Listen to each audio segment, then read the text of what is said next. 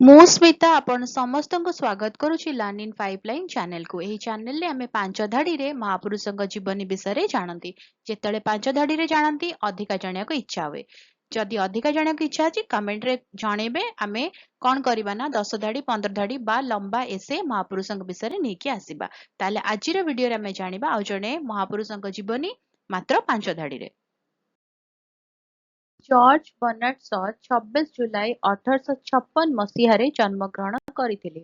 ସେ ଜଣେ ଆଇରିଶ ନାଟ୍ୟକାର, ସମାଲୋଚକ ତଥା ରାଜନୈତିକ କାର୍ଯ୍ୟକର୍ତ୍ତା ଥିଲେ।